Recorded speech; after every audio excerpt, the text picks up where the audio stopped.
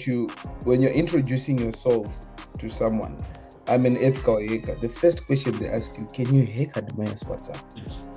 Can you hack Admire's WhatsApp? Can you hack someone's Facebook? Can you hack someone's Instagram? Can you hack, people, they have their own vendettas when it comes, like when they know that Admire is a hacker, they think you can hack their WhatsApp, you can hack their husband's wife or WhatsApp. They want to see if their husband is misbehaving or not. So that's the first question that people they ask me. Then I'll respond, no, guys, that's not my duty for me to be an ethical. My job is for me to make sure that. And welcome to the ICT Minds podcast. And thank you so much for making time to sit down with me and chat.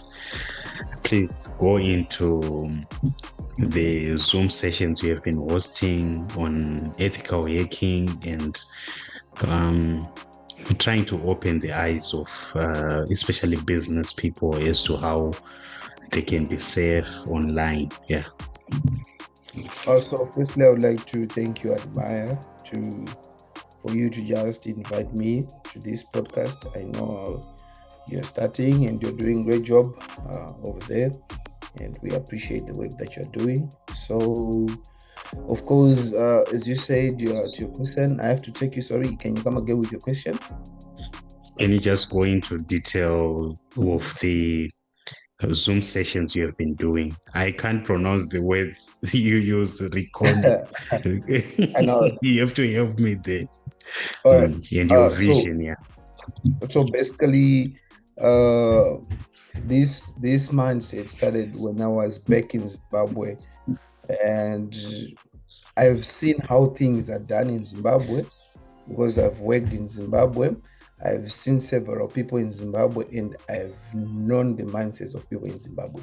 So when I migrated to come to America, I started learning some things, how they do their things. And then I'm like, oh, no, our security posture needs to be protected. So what should I do? This is when I came up with a mindset of me trying to teach the organizations of what we expect them to do, such that they keep their security posture or their security robust. Because let's take, for this instance, Admire. Let's say you're working at company XYZ in Zimbabwe. How many times have you heard these people planning, putting a budget aside for security people, for them to buy tools to protect the security posture, or they would want to be proactive? They would want to be reactive instead of being proactive. This is what made me want to host these sessions, help different people, because I've been helping different people. I've had people from India, I've had people from America. Trust me, I've been helping people like from different places in America, and of course in Zimbabwe too. But my goal is to make sure that people's security posture is robust. This is what inspired me because of the knowledge that I know, Mr. Admire.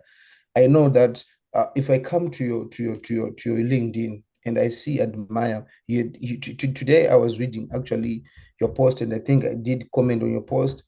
You had like put information, very important information, in one post in one day.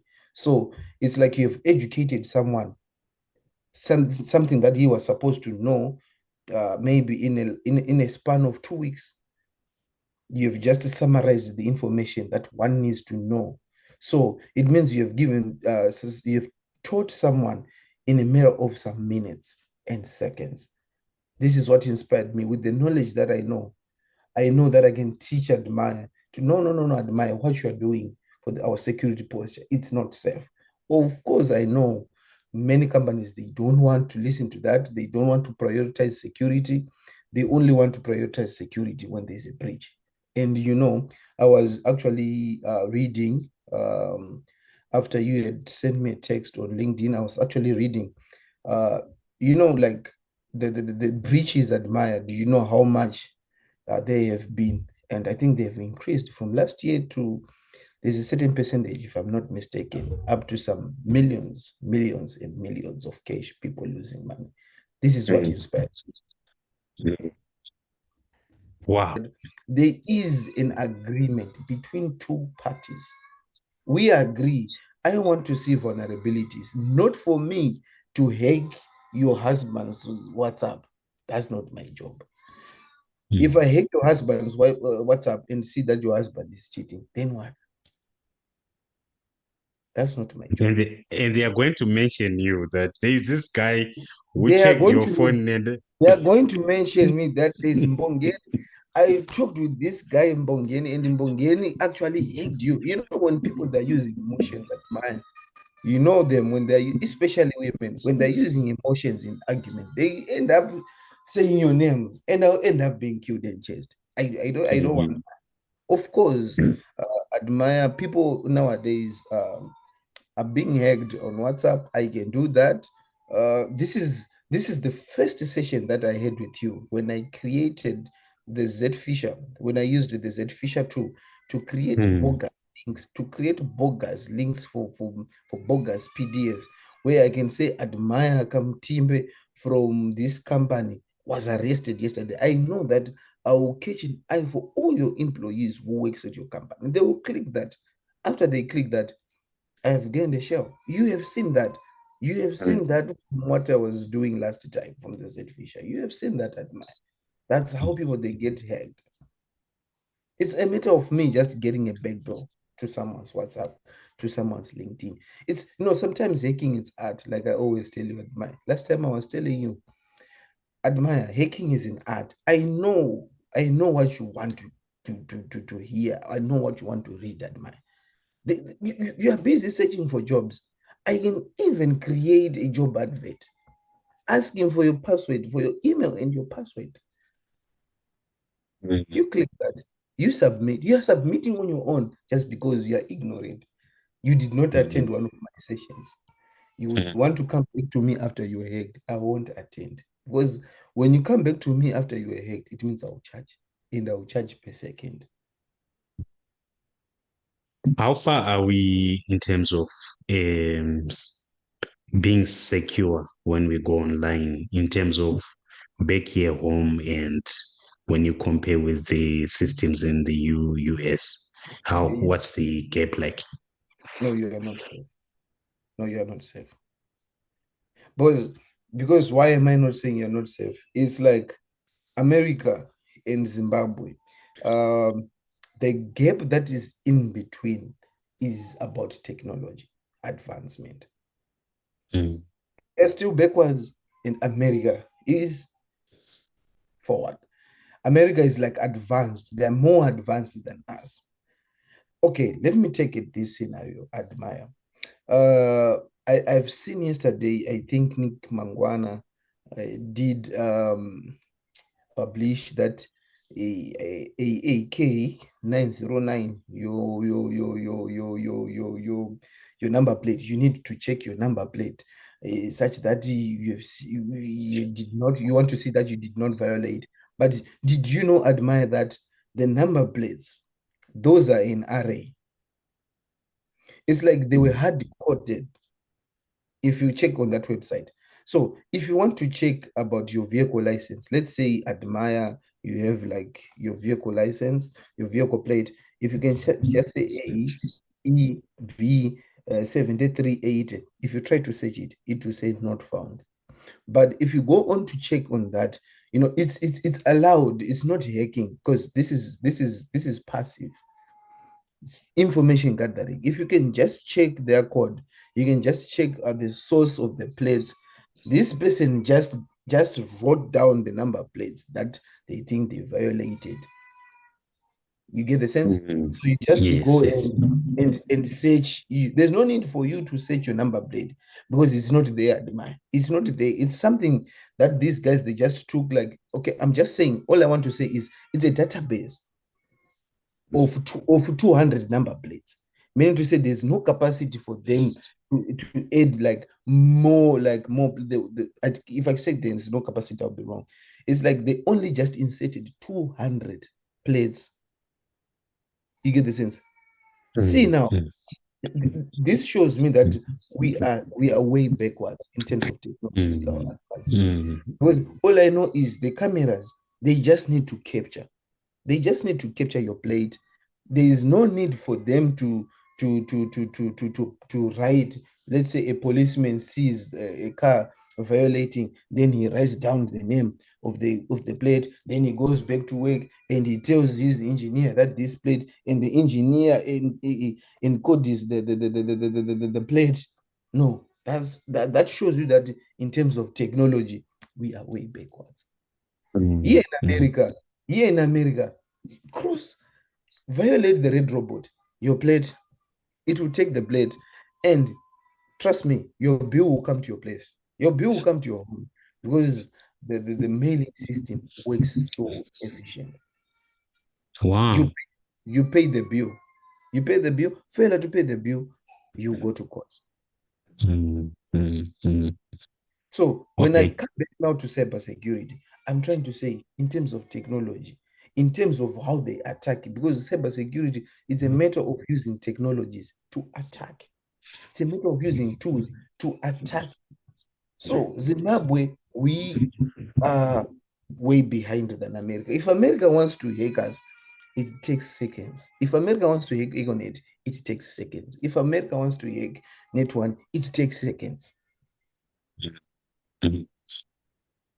So what can we do now that we know that there's a big difference? We are hackable, if there's a word like that. Or let me say we are vulnerable to internet threats. Yeah. So what are the basic measures that we can put in place on a personal and business level? Okay, on a personal and business level, I know you and me, we were talking about the trends of cybersecurity in the industry. What we need to do is there are many things that we'll talk about, but one thing that we need to employ admire is to talk about the zero trust network architecture. So what this framework does is always to verify. I'm talking on business perspective level. Let's say Admire is working at XYZ.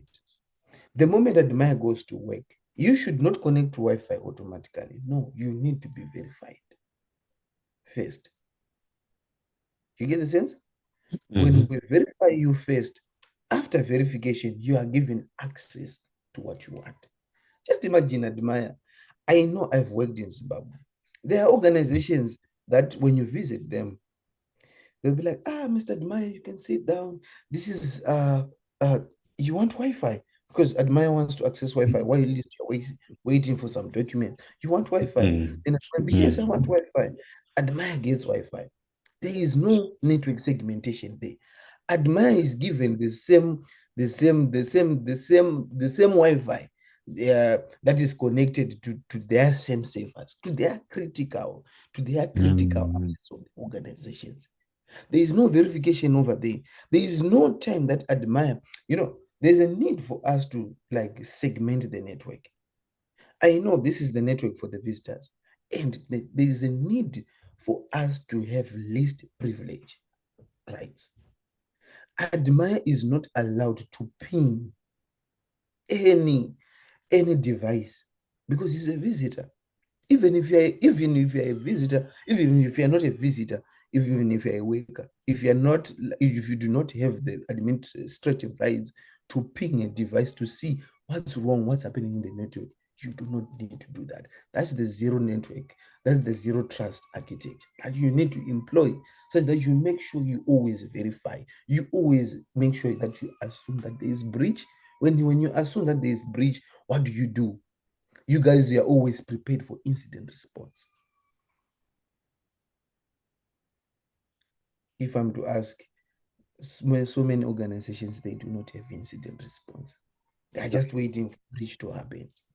And when it happens, that then you see them, running. We have been hacked. We have been. What should we do? Did you have incident response?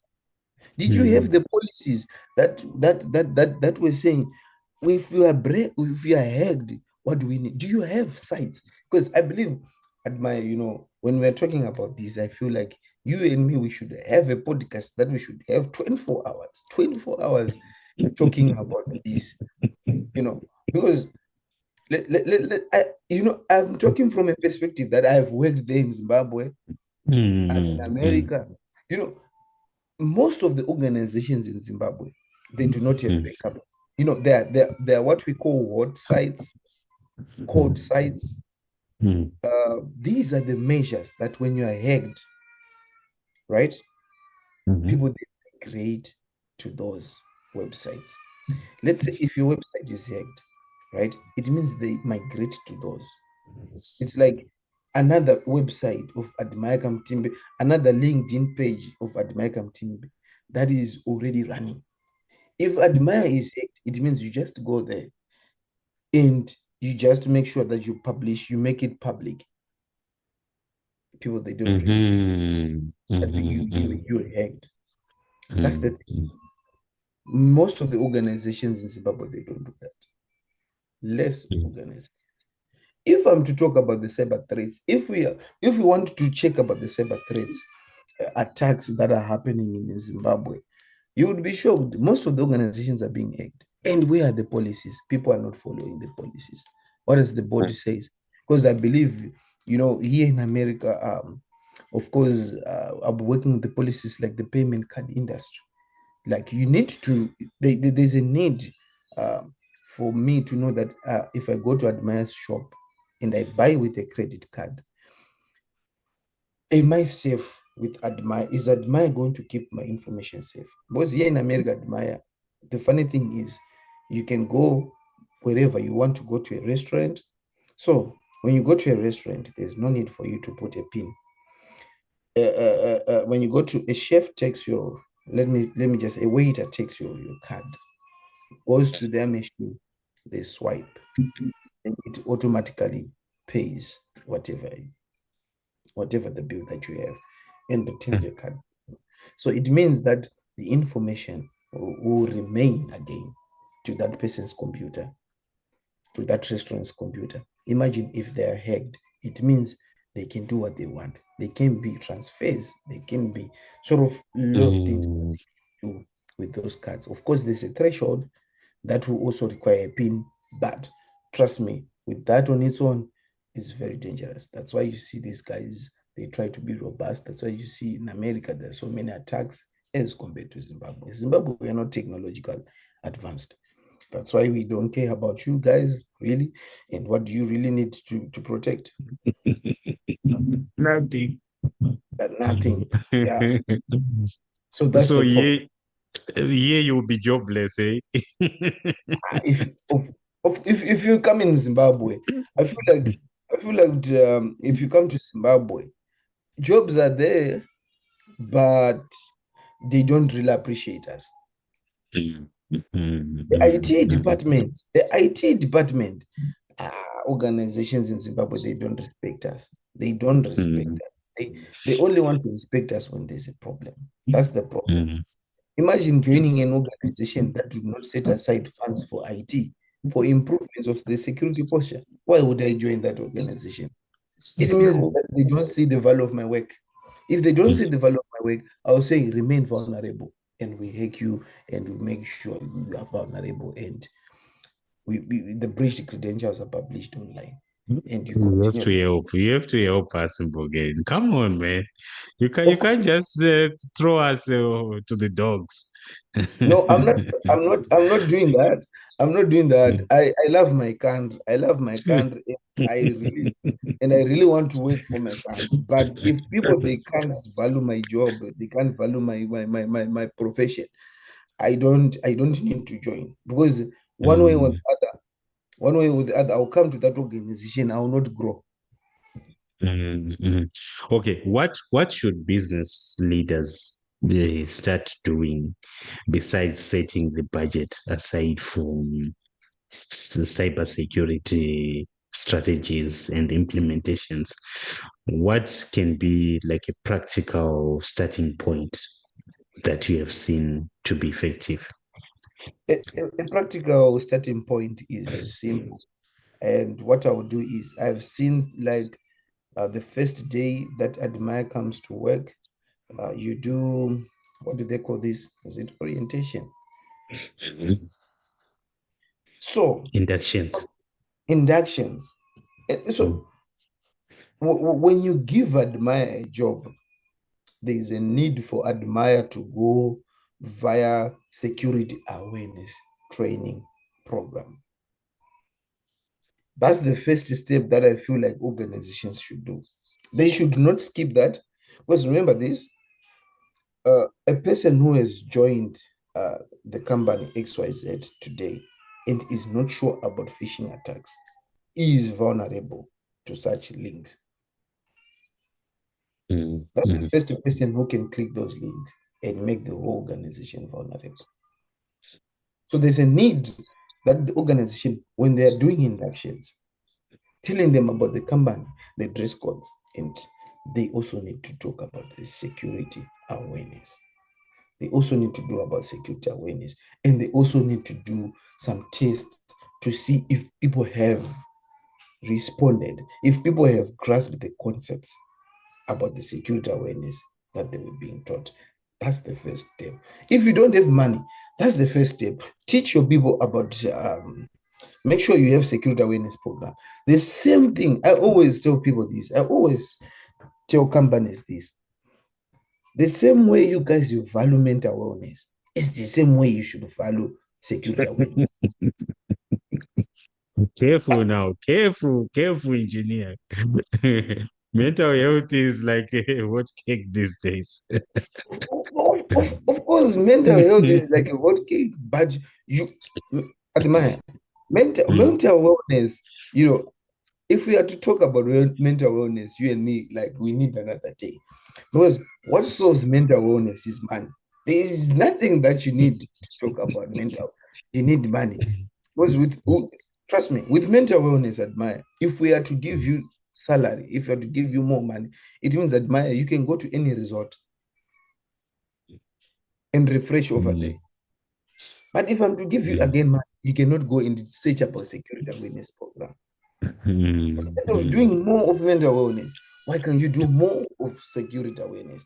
But only what you guys want is after you have got a breach. That's when you start to look for security awareness programs. Trust me, wait until you are hacked. That's when you'll see, oh. But some hackers, they'll be looking, okay, what are we looking for in the companies? Do they have money? Is it worth it?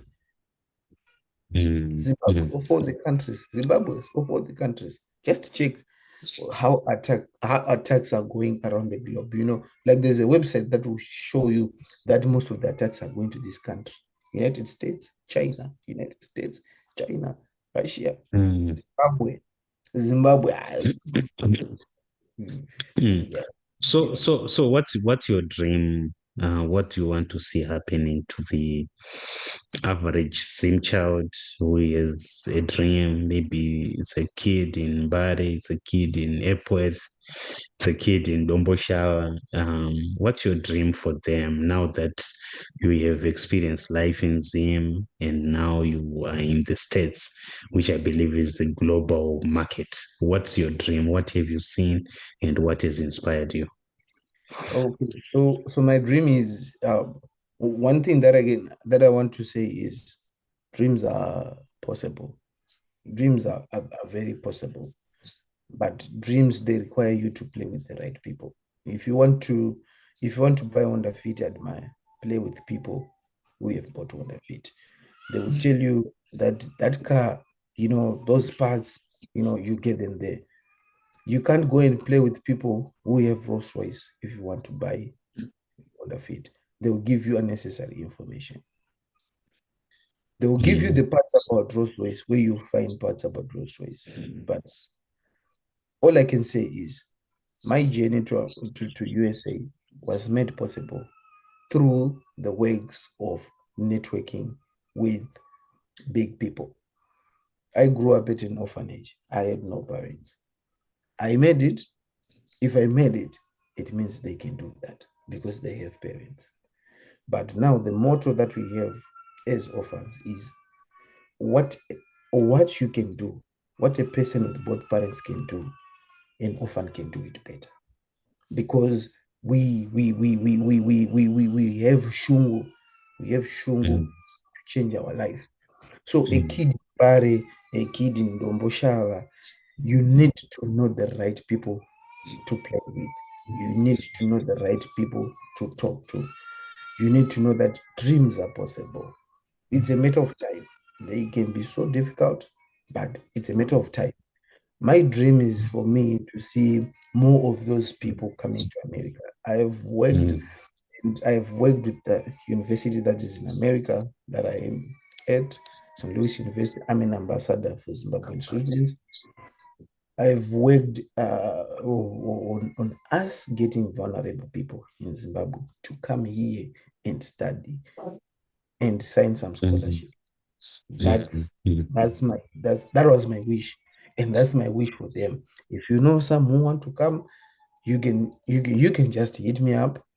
Of course, very soon you start to see my videos advertising about the university and stuff like that. But my dream is for people to be patient and to pray to God about it. I started dreaming about America when I was around 16, and the people were saying, "You dream too much." Here I am, 16 up to 2020. I went to America last year, 2024. Wow. Your life is a testimony. Of course. I feel like my kids, they're going to call me a hero, a legend, because I had nothing and I built something. I had no one who tell me, Bongani, take this. Bongani want to give you this. No. This is you admire me and Strive Masiwa. You should put me in the same line, me and Strive Masiwa, for what I have achieved. Hey, I did say that. Dr. Strive Masiwa is untouchable, bro. I don't want Dr. Strive Masiwa is that I admire him and he's my mentor. I used to talk to him by Masiwa. He's my mentor. But I'm saying, me and Strive Masiwa, if you see Strive, you see me over there. If you see me there, Strive. Please share with the audience where we met and why that kind of environment is important. With Admire, we met. I can see, let me just summarize. I can see the time is running. With Admire, we just met at LinkedIn, and I think Admire, I was posting some stuff on LinkedIn, and we just connected. And Admire went to school with the same guy I worked with at Bekatil. Which is Tawanda Chisungwa. And we have met on LinkedIn. The importance about LinkedIn is, guys, I have never met Admire in real life. This is just the internet thing. Just comment. Either we comment each other, repost whatever that is necessary. We repost. We're still amateurs. We are trying. We'll get there. Trust me, in some years, people will be looking at your post and, oh, this is how Admire started. And it is very important for you to connect with such people like that. Admire loves posting, guys. I don't like posting every day. Admire makes sure that he posts every day, but he posts very important information. And he was talking about very important information about he gets calls. Admire, I want a laptop. I want a Dell Core i7. 8 gig RAM, but one wants to go and buy a laptop that is said is $150 because it contains an HDD. Please, guys, first consult Admire. What is important is SSD or an HDD? How many specs do you need? That information is very important. Before, do just due diligence before you buy. What's next for your Zoom sessions? So for next for my Zoom sessions, I wanted to invite you. Of course, I demonstrate practical ways of me hacking. I know there are a lot of things that I want to show the world. but it's good for me to talk about the business and the impact of cybersecurity into business, driven by AI. And I would like to host you, and this should be on Friday. I think I would require your professional image such that I make so I'm done. I'll do better than last time. I know I gave you a run around.